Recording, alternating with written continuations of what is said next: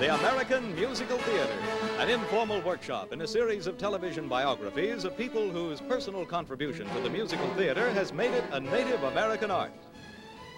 With Alfredo Antonini and the CBS Orchestra. With guest Richard Rodgers and singers Martha Wright and John Reardon. With students from the New York City high schools.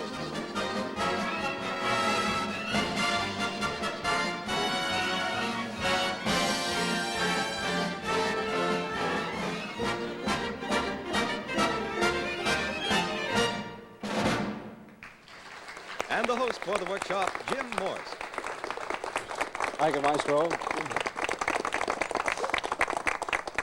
Well, that song was from a landmark in the American Musical Theater. What was the show?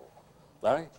Oklahoma. What was the name of the song? Josie? I Can't Say No. I Can't Say No, from 1943, Oklahoma's first presentation on Broadway. And for the first time, that show introduced the team of Rodgers and Hammerstein to Broadway. Of course, before that, each of those gentlemen had worked separately in the American Musical Theater. Richard Rodgers with Larry Hart, and he told us about that collaboration last week. Oscar Hammerstein had worked with a number of other composers, and can you name some of them for me? Elliot? Jerome Kern was one. Vic? I believe Sigmund Romberg. Sigmund Romberg. Rudolf Frimmel was another. Herbert Stothert was a third. But it was as a team that Rodgers and Hammerstein dominated Broadway and began a new era in the American Musical Theater.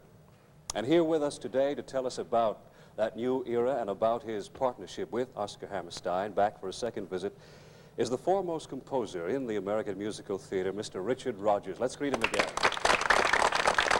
Hello, Kid. Come sit down. Well, you didn't have your fill of us last week. No, I didn't get enough. Oh, that went by so quickly, too. Now, we come to Oscar Hammerstein. Now, how did the two of you meet for the first time, and when did you decide to collaborate on Broadway musicals? Well, let me answer the first part of the question first. All right. Oscar and I must have met physically when we were very, very small children, because my father, I told you this last week, was a doctor. Yes. And he was the obstetrician who delivered Oscar's first two children. Oh, what a coincidence. Mm-hmm. And Oscar even married a second or third cousin of mine. So I always knew Oscar. I knew him when he was a young man in college and I was a young man in high school. Mm-hmm. And my brother took me to see a varsity show at the Astor Hotel that Oscar had written. And Oscar was in it, too. And we met then.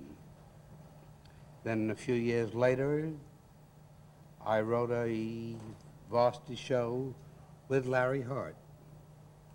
And Oscar was on the committee of three men who chose the show as the annual musical presentation. So you had known him over the years? Oh, yes. And what brought about your partnership? Well, what actually brought it about was Larry's disintegration. Larry started to fall apart at a much too early age, and I knew it was coming, and I had tremendous faith in Oscar. And I went to see Oscar, and I said, this man is going to go. He isn't going to be able to work much more.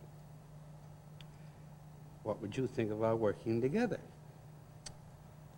And he said, I accept your proposal of marriage.